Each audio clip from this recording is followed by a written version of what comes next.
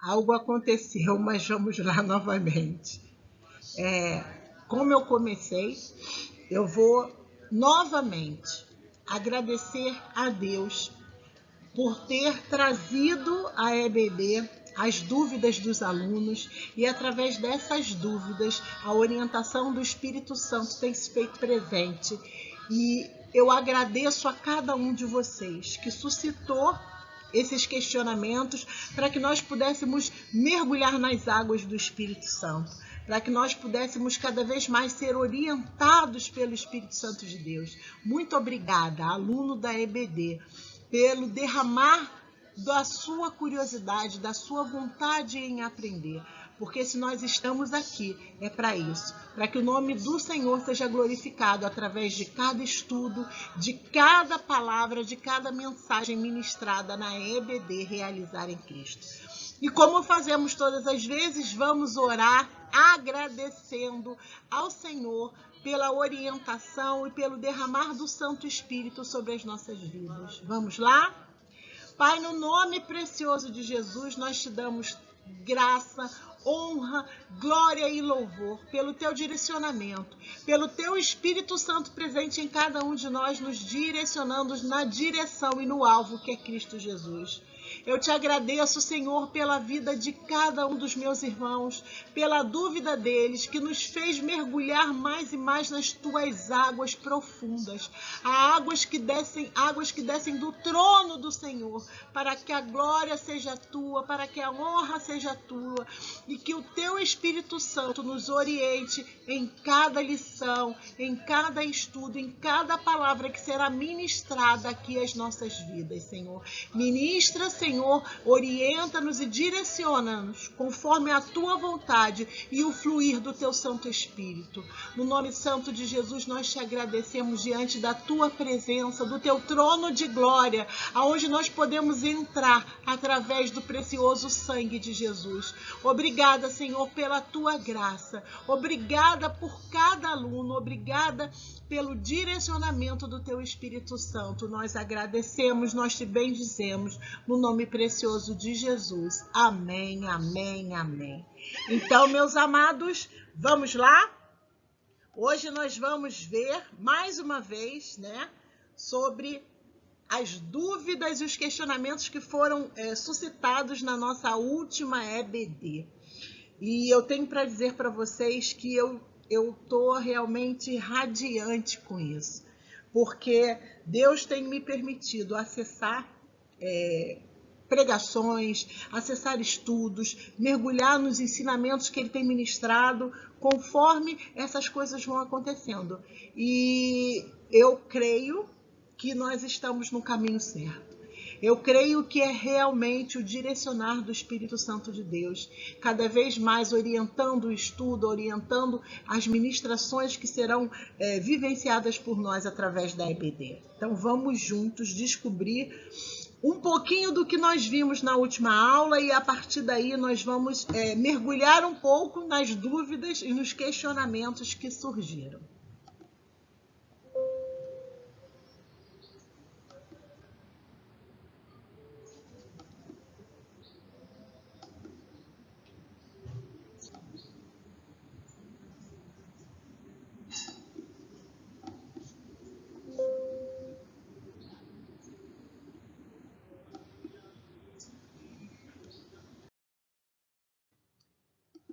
Então, essas são as explicações sobre as dúvidas da EBD do nosso último domingo. E essa palavrinha que tem aí embaixo, surgiu alguns questionamentos e eu fui mergulhar para procurar respostas para os nossos alunos e para a minha vida também. Então, essa palavrinha que tem aqui embaixo, deixa eu mostrar aqui com o sinalizador. Ó, essa palavrinha aqui, ó, Estão vendo que eu estou passando aqui o cursor, É Lilith. Esse daqui é o Lamet, com esse pontinho aqui embaixo faz o som de I. E Ode, que também tem um som de I. Outro Lamed, com um sinalzinho aqui que significa a vocalização do I. E mais um I, Então, Lili, e esse daqui é o Tav, a última letrinha da palavra é o Tav. Então, forma a palavra Lilith. Será que Lilith, a primeira mulher de Adão, realmente existiu? E essa foi a dúvida. Quem foi Lilith? Em que passagem bíblica ela se revela? E a princípio eu tinha dito aos alunos que eu já tinha visto o nome da Lilith em algumas menções em outros livros. E eu falei até a respeito de que ela aparece como se fosse a Igreja do Senhor no livro de Hitigalot, que é o livro das revelações, né, de Apocalipse. Porém, através desse estudo, eu vi que realmente o nome da Lilith, ou Lilith, né, ele vai aparecer no livro de Isaías, e não do Hitigalot, que seria das revelações. A igreja, sim, é tratada como uma prostituta, mas não aparece esse nome, o Lilith, né, em hebraico. E ele aparece em Isaías. E agora a gente vai entender exatamente por que essa história de que Adão teve uma primeira mulher, de que se rebelou contra ele, se ela é real ou se é uma lenda, um misticismo, e nós vamos ter essa oportunidade.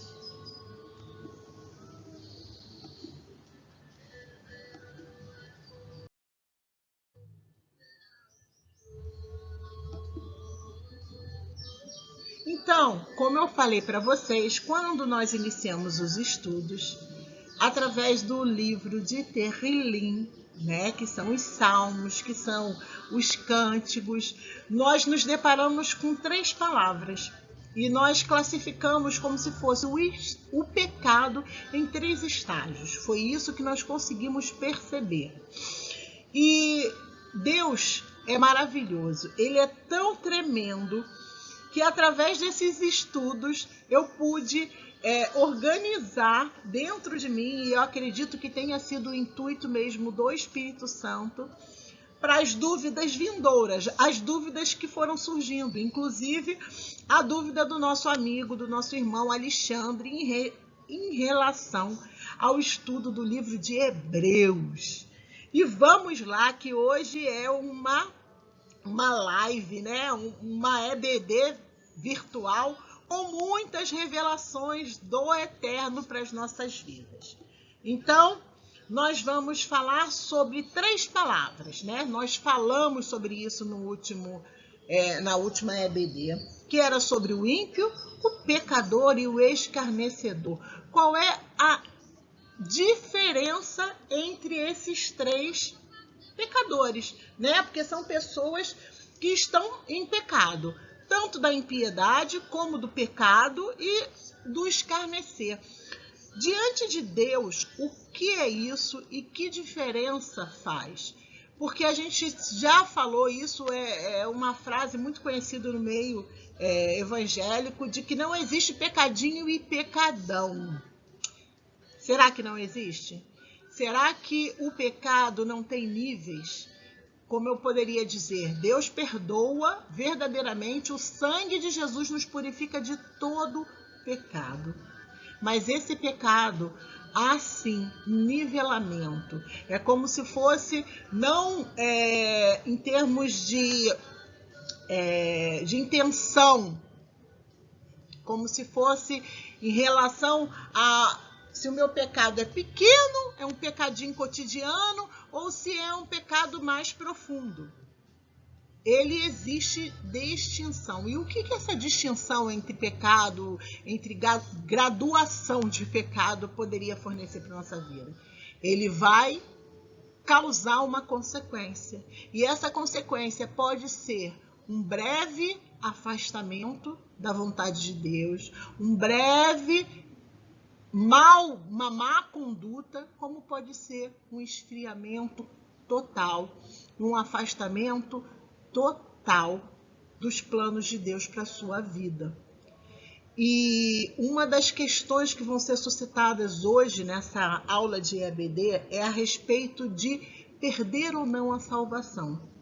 E hoje nós vamos ter a oportunidade de conhecer mais o que envolve essas escolhas que são feitas por nós.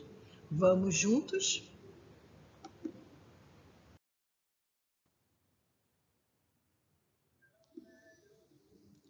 Nós vimos, a princípio, 3 conceitos. Hassan é impiedade. É aquele que se contaminou e com atitudes alheias, com a atitude que ele foi ouvindo e entrou contaminação no seu coração. Então isso é o ímpio.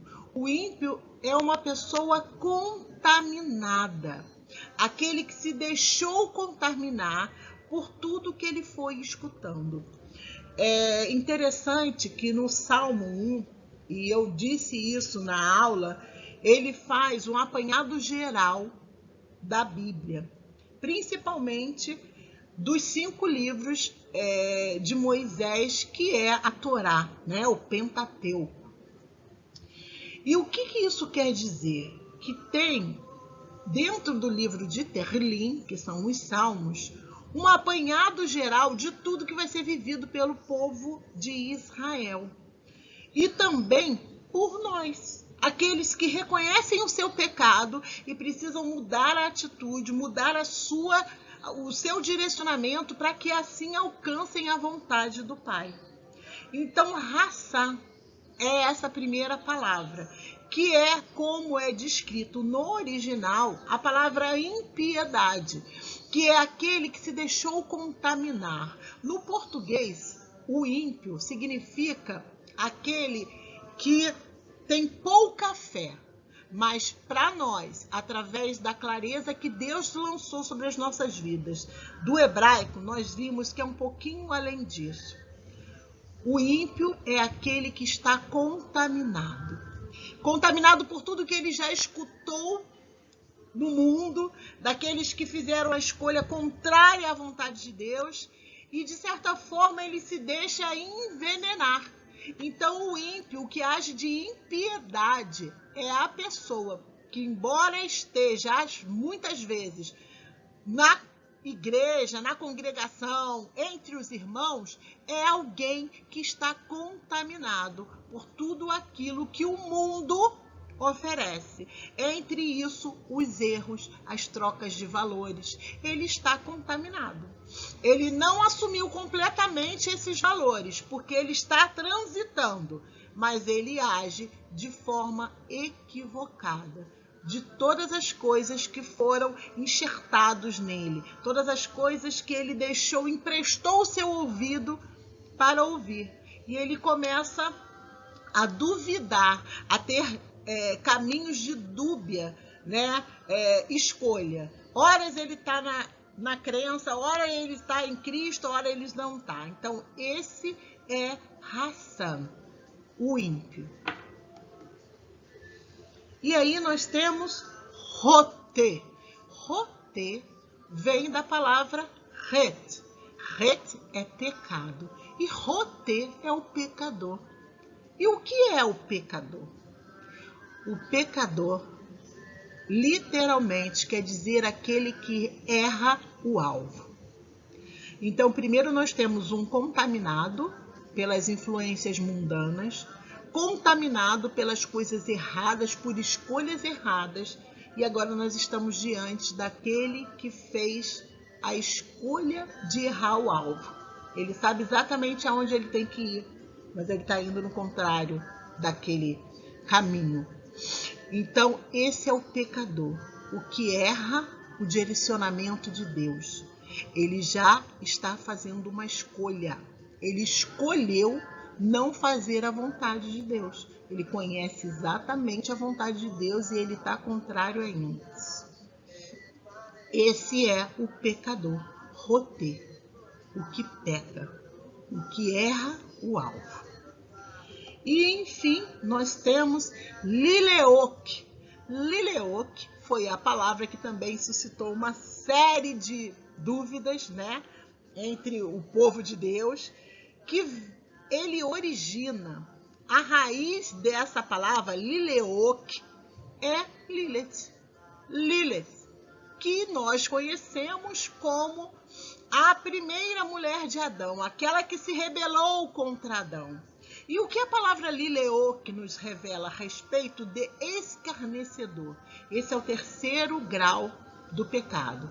Esse é aquele que se contaminou e abriu mão da sua fé. Lileok é aquele que escarnece, que zomba de Deus. É aquele que está junto com outros se desfazendo do Evangelho de Cristo Jesus. É aquele que zomba do crente, é aquele que zomba da graça de Deus, é aquele que se desvinculou completamente da palavra e segue uma vida junto e misturado com o joio. Não tem menor diferença entre o joio e o trigo. Ele se tornou joio também. Ele pode estar dentro da igreja? Ele está dentro da igreja. Esse que é o grande problema. Ele está dentro da igreja, porém ele vive com os valores e padrões do mundo, totalmente mundano. Lileok, o escarnecedor, é alguém que abre mão da salvação, abre mão da sua crença em Cristo Jesus, abre mão dos valores da consagração a Deus. É uma pessoa que já está tão contaminada que ele já é uma pessoa assolada, uma pessoa que serve ao mundo e não a Deus. Então, esses três níveis mostram para a gente exatamente três graduações do pecado. Como assim? No Salmo 1, ele vem dizendo, aquele que anda com os ímpios. Então, Hassan, ele está em movimento. Você está vendo? Ele está até passando de uma fase para outra. Esse é o Hassan, o ímpio. O Hot, que se detém no caminho dos pecadores. Então já há uma paralisia, o pecado nos paralisa do fluir de Deus. Aquele que está cometido do pecado, ele está paralisado. Ele não tem a fluência de Deus sobre a sua vida. A fluência do Espírito Santo não está sobre a sua vida, porque o pecado paralisou. Da mesma forma, Hot vai paralisar o desenvolvimento cristão, o desenvolvimento do relacionamento com Deus. Esse é o pecado, o pecador. E por último, o Lileok, que é justamente o que se escarnece, o que conhece, mas simplesmente abriu mão disso. Ele está assentado com os escarnecedores. Então ele está completamente distante e ele está paralisado e se deteve naquele lugar. Ele se assentou, ele parou, ele deu ouvidos, ele está ali agindo como um.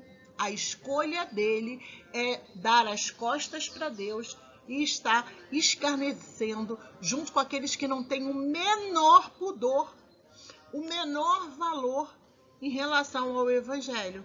Ele simplesmente abriu mão disso para estar diante do erro. Esse é Lileok. E aí vamos falar mais um pouquinho a respeito dessa palavra, Lileok.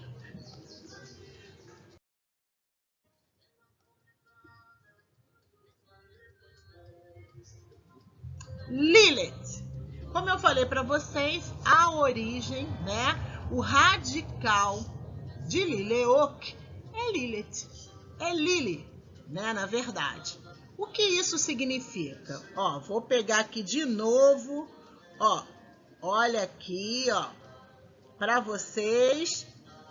Então, vocês veem, que as 4 primeiras letras são exatamente iguais. Isso chama-se Shor, que é a raiz do hebraico. Então, essa raiz, que é essa repetição, é uma palavra que se originou ou deu origem a outras. No caso, Lilith, esse Lili, ele deu origem ao verbo, né, escarnecer, lileok, ou escarnecedor.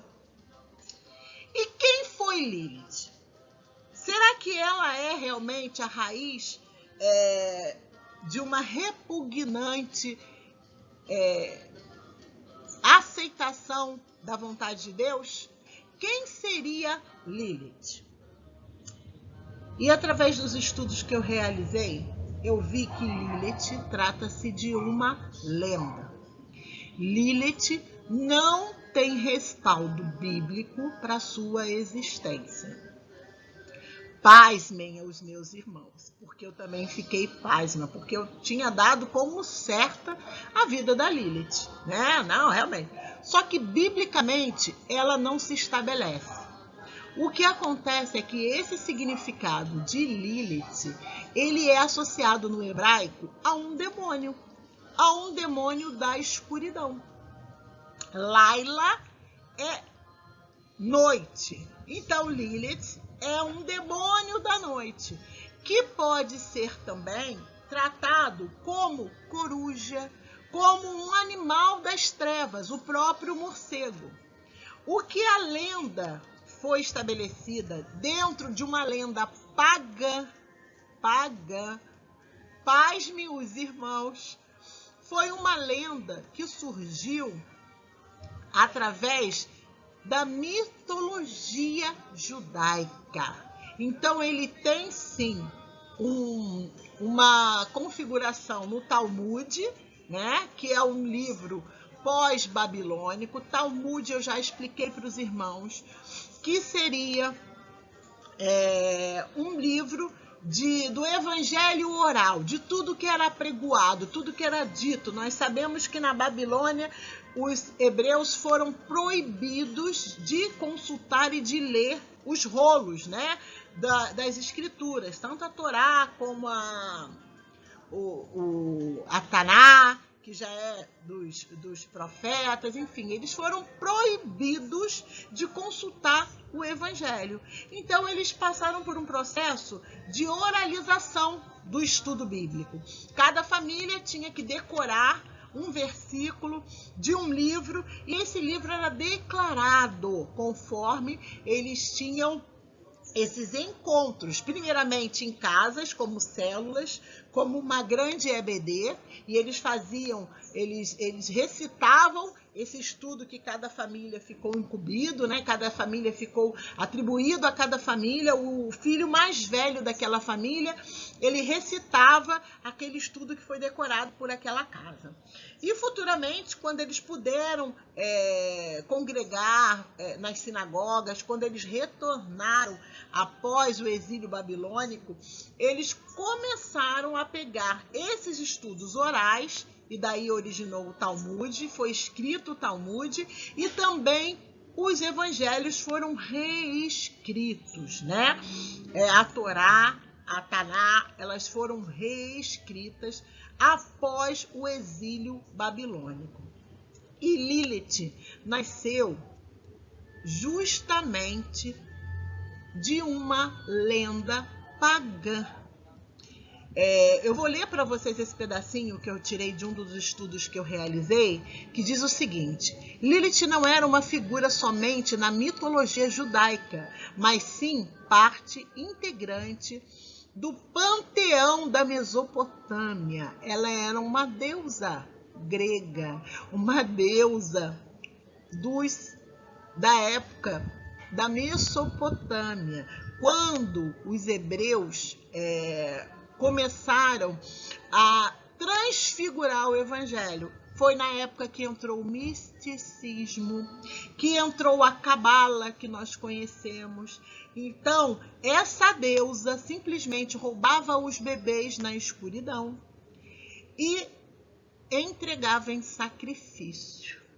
E essa mesma deusa se tornou Lilith, a primeira mulher de Adão, segundo a mitologia judaica.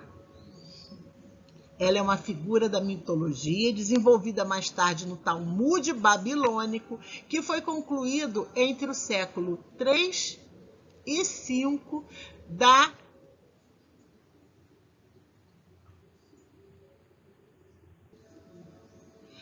Era Comum.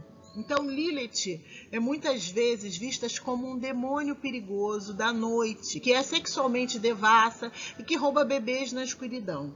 Lilith pode estar ligada, em parte, a uma das classes historicamente anterior de demônios femininos. Lilitu é o nome desse demônio, da antiga religião da Mesopotâmia, encontrada em textos cuneiformes da Suméria, do Império Acadiano. Então, gente, Lilith é uma lenda. Infelizmente, alguns estudos e algumas crenças judaicas fizeram vínculo com crenças pagãs, e Lilith é uma delas. Quando em Isaías é mencionado o nome da Lilith, e eu vou ler para vocês a frase que fala o seguinte: e as feras do deserto se encontrarão com hienas, e o sátiro clamará ao seu companheiro, e Lilith pousará ali e achará lugar de repouso para si. Isaías 34:14. O que essa versão da Bíblia Almeida, revisada e atualizada, nos diz? Lilith pode ser traduzido como simplesmente uma coruja, como um animal das trevas, como um morcego. Então, Lilith, não há comprovação judaica de que realmente existiu alguma coisa. Não há comprovação bíblica que respalde esse conhecimento a respeito de que Adão teve uma mulher anterior a Eva ou não. O que tem são algumas lacunas, e que agora me veio é que nós vamos saber de todos esses segredos quando estivermos frente a frente com o Pai, aleluia, porque agora nós vemos em partes. Mas, a princípio, através dos estudos sistemáticos que eu desenvolvi e que o Espírito Santo de Deus foi orientando, foi justamente que Lilith surgiu de uma lenda. Não tem respaldo bíblico para a existência de Lilith, mas ela é mencionada como um demônio, pois tinha na mitologia da Mesopotâmia, tinha exatamente esse demônio, que era a Lilitu. Ela foi conservada na mitologia judaica. E é muito importante para a gente saber que essa lenda foi criada na era medieval, quando o judaísmo passou a ter coisas místicas. Começou a surgir a cabala, como eu falei para vocês, o misticismo com as bruxas e todo esse resto, e toda essa defraudação que o judaísmo sofreu, justamente por emprestar os seus ouvidos, e aí a gente vê a parte da impiedade, ao mundo. Então, isso aconteceu com os judeus. Eles emprestaram os seus ouvidos e, infelizmente, começaram a transitar entre o sobrenatural de Deus e as coisas mundanas. E teve toda essa inversão, né, de conceitos incutidos na própria palavra, no próprio judaísmo vivenciado. A teologia, né, que é a crença que nós cremos também, que há um só Deus, essa crença passou a se contrapor aos padrões e a tudo aquilo que Deus tinha dado àquele povo. Olha, é interessante lembrar de uma coisa. Quando o povo se sentia desamparado, era muito comum eles se afastarem.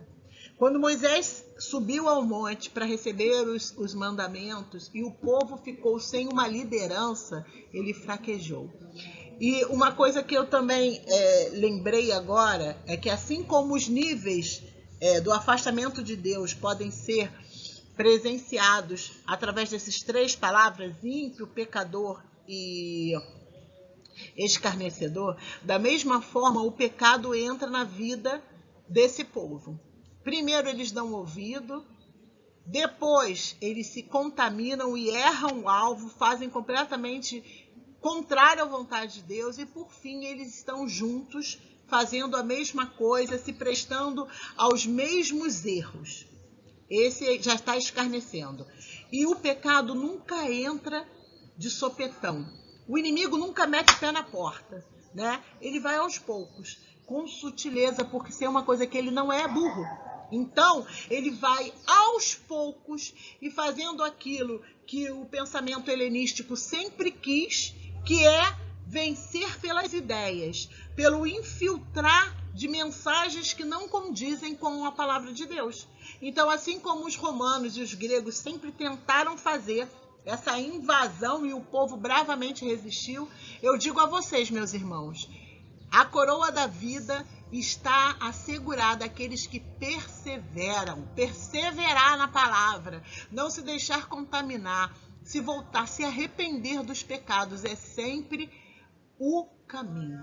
Então agora vamos continuar, tirado a dúvida de quem foi Lilith, quem é Lilith, nós vamos adiante para entrar num outro texto que foi proposto pelo Alexandre, uma dúvida que ele teve a respeito de Hebreus. E nós vamos ver que esses três conceitos estudados por nós têm tudo a ver com o texto de Hebreus. Vamos lá?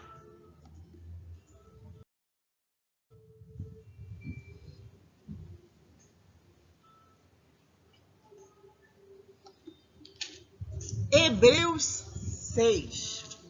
Uma das coisas mais interessantes a falar sobre esse texto foi que é tratado como um dos textos mais difíceis de se interpretar da Bíblia.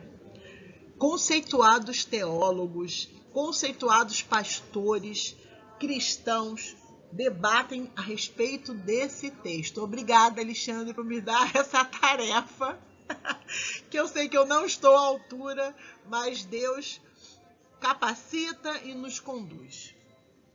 E eu vou ler para vocês qual é a palavra, né, a respeito de Hebreus 6 e quais as dúvidas, quais os questionamentos. Eu vou jogar uma luz a respeito desse texto, de época, de região. Como eu falei para vocês, tudo influencia na palavra de Deus. E nós vamos conhecer primeiro o texto. Está escrito. Hebreus 6:4. É impossível, pois, que aqueles que uma vez foram iluminados e provaram o dom celestial e se tornaram participantes do Espírito Santo e provaram a boa palavra de Deus e os poderes do mundo vindouro e caíram e recaíram, sejam outra vez renovados para arrependimento. Esse parênteses eu coloquei porque na versão em hebraico é essa palavra que aparece, tá? Sobre recair. Sim, é impossível outra vez renová-los para arrependimento, visto que, de novo, estão crucificando para si mesmo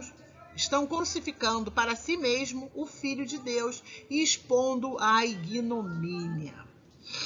Hebreus 6, de 4 a 6. Então, a primeira coisa que eu quero é situar o povo de Deus do que aconteceu no livro de Hebreus. Hebreus já começa com uma contundente fala.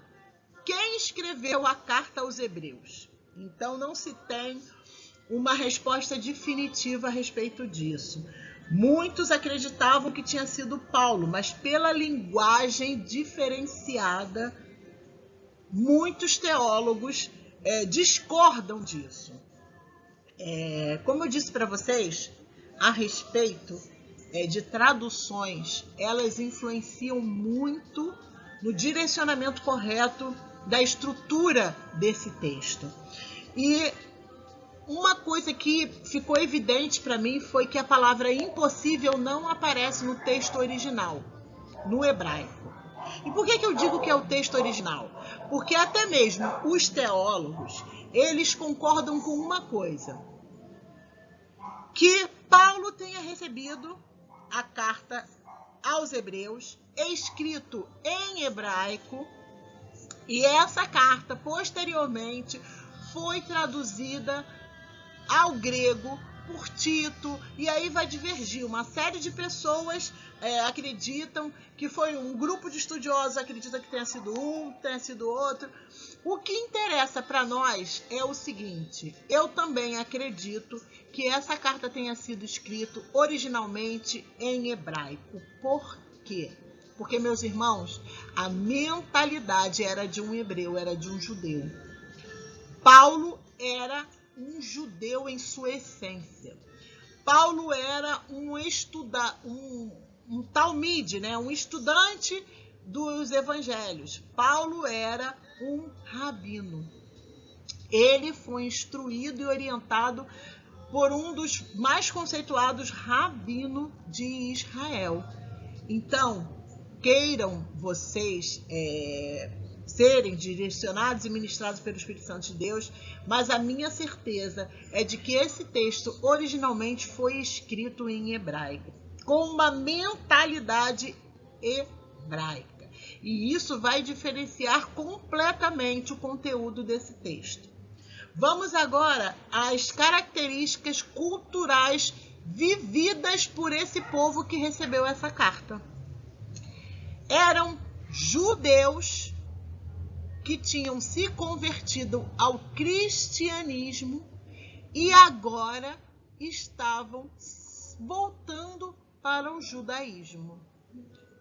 Isso diz muito, porque Paulo está falando, a princípio, ou aqueles que escreveram, reescreveram a carta aos Hebreus, estavam falando a respeito de um povo que tinha passado pela experiência de conhecer o cristianismo e agora estavam voltando para suas práticas anteriores a isso.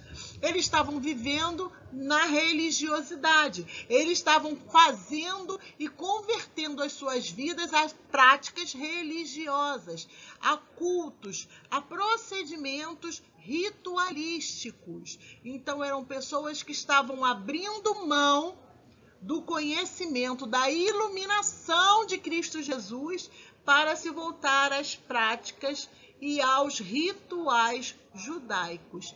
Esse era o povo a qual foi endereçado a carta aos Hebreus. Entenderam que há uma diferença?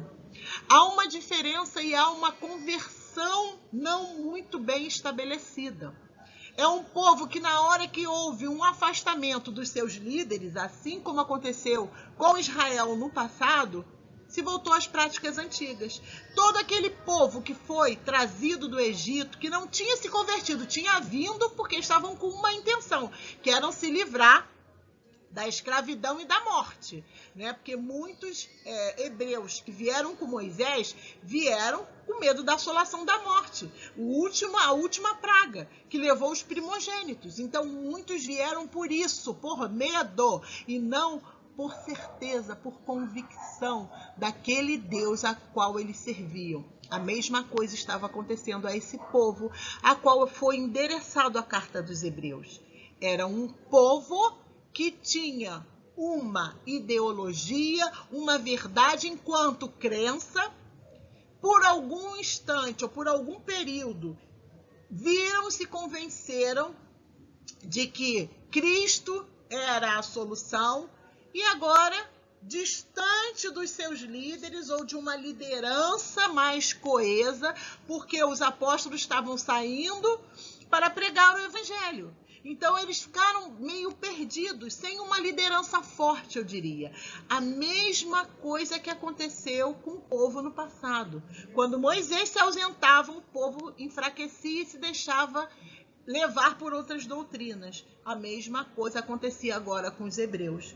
Eles começavam a voltar as costas para Cristo e se apegar às suas crenças primárias. Então, vamos lá.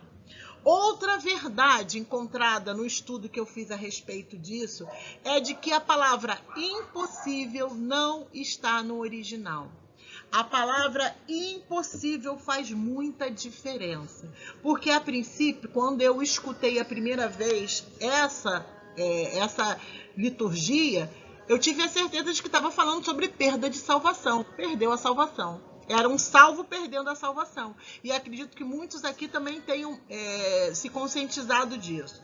Só que agora vem a questão de que era um povo que a gente não tem certeza se realmente estava convertido ou se estava convencido.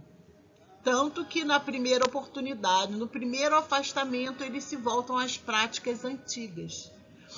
Uma coisa que me saltou aos olhos foi essa palavrinha aqui, ó, que provar, e quando fala, foram iluminados.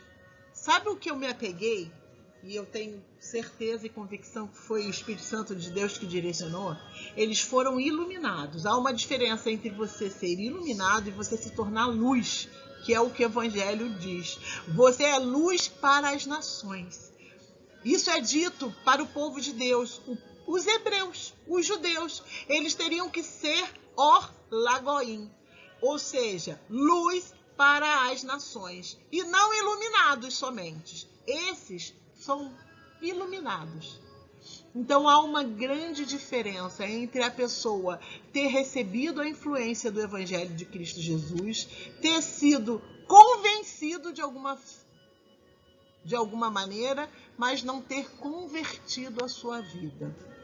Se na primeira oportunidade, na primeira divergência, ele volta para o caminho anterior, é porque não houve arrependimento, não houve mudança. Uma coisa é um servo de Deus cair, e eu já caí, eu já me afastei do Evangelho. Outra coisa é ela se tornar um escarnecedor. É isso que estava acontecendo. Eles já estavam no terceiro estágio. Eles não estavam mais vinculados a Cristo. Eles não estavam mais vinculados ao Deus que eles descobriram e que tinha modificado a vida deles. Não teve arrependimento. Então, por isso que o texto trata de que não tem como acontecer isso. Como na tradução em português está escrito que é impossível, fala sobre impossível 2 vezes. No original não tem essa palavra, mas fala sobre recair. Eles recaíram, ou seja, eles estavam distantes da verdade. Eles estavam convencidos e não convertidos. Eles eram iluminados e não a luz das nações. Então, há essa diferença. Então, para esses que não tiveram arrependimento, que não tiveram primeiro amor, que não tiveram suas vidas verdadeiramente modificadas por Cristo Jesus, é difícil, é impossível isso acontecer. Porque se não tem arrependimento, eles estão simplesmente matando novamente a Jesus. Eles estão se fazendo passar por algo que eles não são. Eles estão declarando algo que não os converteu, só os convenceu. Essa é a grande diferença. Eles estão junto com a multidão. E agora eles se voltam completamente para os rituais, para aquilo que eles tinham segurança, aquilo que era a certeza na vida deles, que era a prática do judaísmo. Então, nesse texto de Hebreus, eles não estão falando do convertido, do que entregou a sua vida, que pode cair, pode se afastar, pode se deixar contaminar, sim. Mas ele não tem como ser um escarnecedor. Para que você seja um escarnecedor, um lileok, você tem que abrir mão completamente da sua salvação. Você tem que abrir mão completamente daquilo que você crê. E se crer, de será salvo tu e a tua casa. Essa é a palavra do Senhor. A palavra do Senhor também nos assegura que se você perseverar, e essa é a palavra, perseverança foi algo que não aconteceu nessa carta aos Hebreus. Eles não perseveraram. então eles não terão a coroa da vida. É preciso perseverar até o fim. Entenderam a diferença? Entenderam, compreenderam, foram orientados pelo Espírito Santo de Deus que há diferença.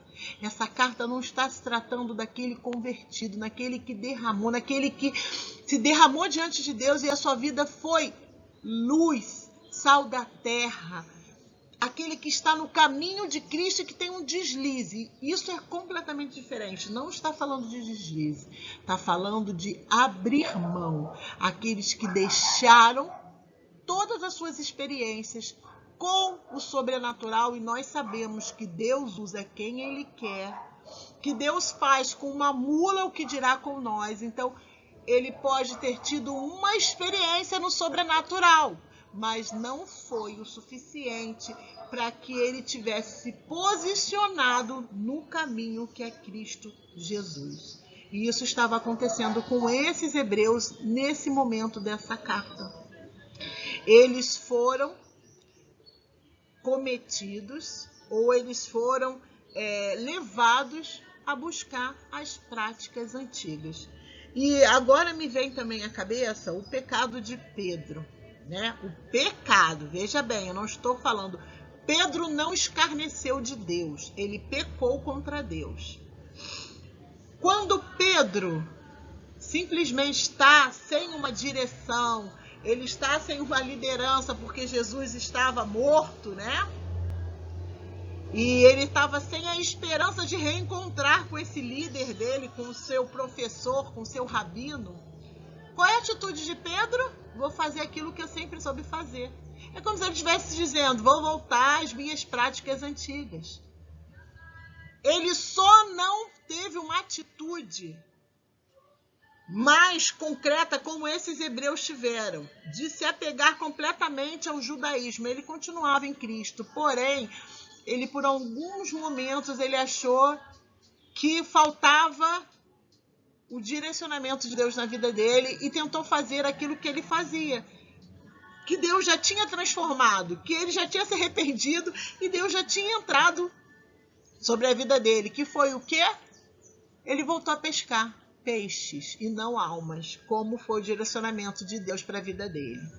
Então, nesse momento, Pedro vira as costas, Pedro erra o alvo e vai pescar. Só que a misericórdia de Deus não tem fim. E mesmo diante do erro de Pedro, Jesus vem, arrebata os sentidos e volta ressurreto. E Pedro tem mais uma vez a oportunidade de arrepender-se. Então, nós mais uma vez estamos diante da perseverança que nos é imposta, que nos é cobrada. Arrependimento nós já tivemos quando nós vimos que todas as nossas obras antigas, tudo aquilo que nós fazíamos contrário à vontade de Deus, não era o que era o objetivo das nossas vidas. Quando nós direcionamos a nossa vida para Jesus, e assim nós fazemos diariamente, porque escolher estar no caminho é uma escolha diária. E a perseverança faz parte disso. Lógico que nós vamos ter os nossos momentos de fraqueza, mas nós temos que nos agarrar e nos lançar na esperança do autor e consumador da nossa fé e perseverar para que a coroa da vida seja derramada sobre a cabeça de cada um de nós. Então, esse é o entendimento do livro de Hebreus. Eram judeus convencidos e não convertidos, e que no primeiro afastamento da liderança ou daqueles que estavam orientando a sua fé em Cristo, eles, apesar de terem provado, olha a diferença também. Quando a pessoa prova, não necessariamente ela se alimenta, ela digere, ela coloca para dentro do seu corpo aquele alimento, ela faz só uma prova, e foi o que eles fizeram, eles provaram a boa palavra, eles não estavam vivendo a palavra, eles não estavam vivendo o evangelho. Então, que nós sejamos perseverantes, para que, mais uma vez, essas cartas que foram endereçadas também a cada um de nós, nos posicionem à direção do alvo que é Cristo Jesus. E não nos deixe fazer aquilo que esses judeus fizeram. Se apegaram às práticas antigas, se apegaram à transgressão, ao pecado, à impiedade e deixaram-se escarnecer da verdade. Que nós possamos ser perseverantes em Cristo Jesus.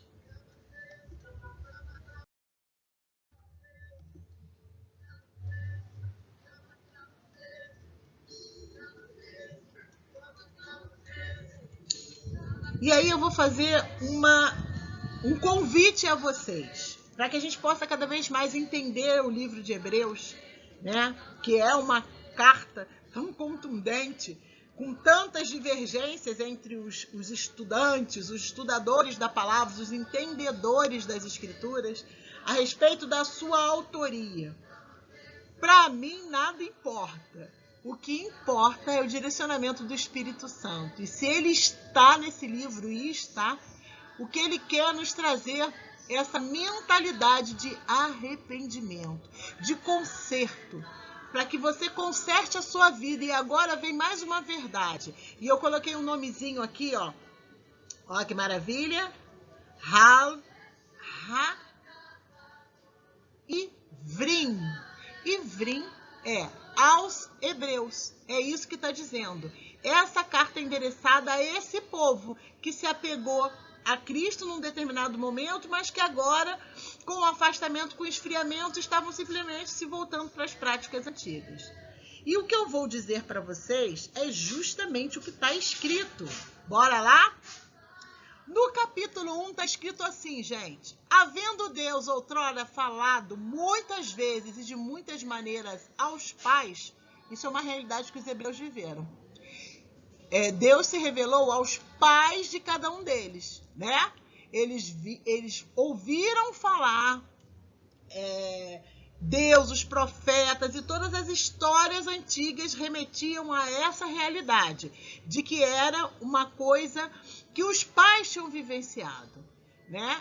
E de muitas maneiras, aos pais, pelos profetas, nesses últimos dias, nos falou pelo Filho, a quem constituiu o herdeiro de todas as coisas, pelo qual também fez o universo. Ele que é o resplendor da glória e a expressão exata do seu ser, do ser de Deus, é o Filho. Sustentando todas as coisas pela palavra do seu poder, depois de ter feito a purificação dos pecados, assentou-se à direita da majestade nas alturas. Que purificação foi essa? O sangue derramado por você, por mim. Esse é Jesus. Ele está mostrando que ele estava entre nós, que ele esteve entre nós, que ele habita em nós agora na pessoa de Jesus Cristo, na pessoa do Espírito Santo, Ruach Kodesh. Ele está em nós. Então agora, olha, ele se revela como Filho. A ele foi dado todo o poder. É Deus dizendo para os hebreus aquilo que eles precisavam ter certeza, de que Jesus é a convicção, é a restauração, é o perdão dos pecados, é o sacrifício que te garante a salvação. Assentou-se à direita da majestade nas alturas, tendo se tornado tão superior aos anjos quanto herdou mais excelente nome do que eles. Uma coisa muito repetida na carta de Hebreus, na carta aos Hebreus e no livro de Ritaglot, é que a Deus pertence todo o poder através da pessoa de Jesus Cristo. Jesus é a propiciação dos seus pecados, é o lavar de Deus sobre as suas vestes, sobre a sua vida, é o sangue de Jesus. E que a ele pertence todo o poder, só ele é digno, só ele tem toda a autoridade, o controle sobre a minha vida e sobre a sua vida. E por que ele precisou repetir isso no início da carta? para que aqueles judeus que estavam voltando às práticas do judaísmo tivessem a certeza de que só Jesus é a salvação. Só Jesus redime dos pecados. E que não adianta o sacrifício oferecido no altar, que não adianta nada se não houver a propiciação através do sangue de Jesus. Eles não estão salvos. Então, isso era preciso ser repetido intensamente, para que eles tivessem a certeza de que a revelação é a salvação através de Jesus. E Jesus tem nas mãos todo o controle de todas as situações. Ele deixa claro que o nome de Jesus se tornou superior ao de todos os anjos. E aqui também é um recadinho para os hebreus, que tinham em Moisés como um mensageiro, como um profeta de Deus. Então eles tinham a Moisés, o judaísmo tem isso, como o superior a todos. Ele é o salvador do povo hebreu. Só que aqui na carta dos Hebreus fica claro que não existe nome sobre o nome de Jesus. O nome dele está sobre todos os outros nomes. Ele é superior a Moisés. E isso é uma verdade que o judaísmo omite. Eles se apegam a essas questões da lei, porque quem trouxe a lei foi Moisés. O Espírito Santo de Deus conduziu a vida de Moisés para que ele derramasse a lei, né, os ensinamentos que o povo precisaria para viver uma vida diante de Deus. E eles continuam atribuindo a Moisés todo esse poder. Porém, a carta aos Hebreus deixa claro de que não tem nome superior ao nome de Jesus. Não há ninguém superior a Jesus.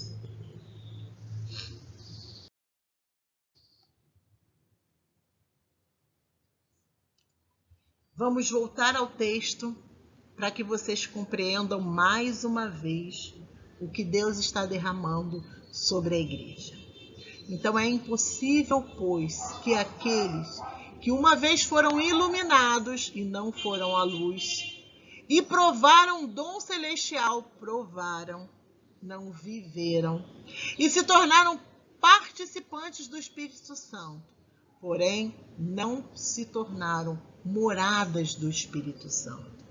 E provaram, não viveram a boa palavra de Deus e os poderes do mundo vindouro. E caíram e recaíram, seja outra vez renovados para arrependimento. Se não houve arrependimento da primeira vez, como eles vão se arrepender novamente?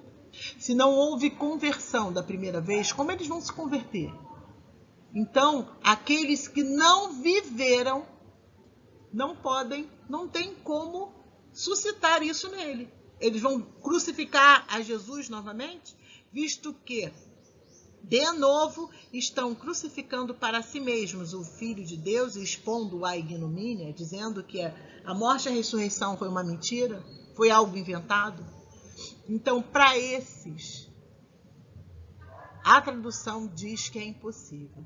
Porém, fica claro para mim e para você que se trata daquele que realmente não viveu o Evangelho, não é luz da nação, não viveu e nele não habitou o Espírito Santo de Deus, que no mínimo esforço dos inimigos, na mínima tentação, eles se deixam levar e voltam às práticas antigas.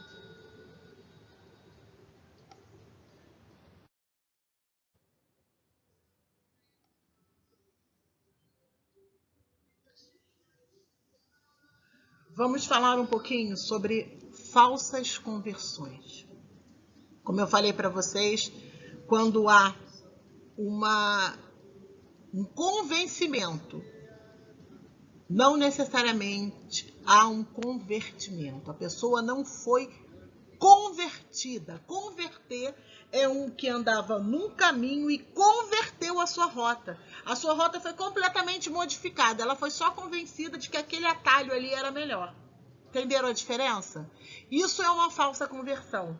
quando a pessoa só se convence de que de repente ali é melhor e não chega à conclusão, se arrependendo verdadeiramente de que as suas escolhas anteriores foram escolhas ruins, foram escolhas que divergiam do posicionamento e da vontade de Deus. Essa é a grande diferença. E agora, meus irmãos, para finalizar a nossa aula, eu espero que todas as dúvidas tenham sido esclarecidas. Se não tiverem também, estou aqui à disposição para, junto com vocês, buscar mais orientações do Espírito Santo de Deus para a vida de cada um de vocês. Vamos orar entregando esta aula, os nossos ensinamentos, aquilo tudo que nós compreendemos da parte de Deus no dia de hoje. Pai, no santo e poderoso nome de Jesus, nós te bendizemos, nós te agradecemos, nós nos derramamos diante de ti, porque toda a honra, toda a glória e todo o louvor sejam dadas ao teu Filho amado, Jesus Cristo de Nazaré, aquele que entregou a vida por cada um de nós, pelo Espírito Santo teu, Senhor, que em nós habita, pela condução em cada estudo, pela ministração do teu Santo Espírito. Pai, em nome de Jesus, nós te bendizemos, nós te agradecemos pelo derramar sobre as nossas vidas. Nós não merecemos, Senhor, mas é consagrado a ti toda a orientação e todo o conhecimento que tem sido dedicado às nossas vidas através da EBD, através desse momento em que nós nos organizamos para comungar e para falar de ti. Pai, no santo e precioso nome de Jesus, orienta cada vida e nós te agradecemos desde agora e para todo sempre, toda rabá, em nome de Jesus. Amém, amém, amém. Sê tu uma bênção, dia de milagres na presença do Senhor. Shalom, shalom, Haverim.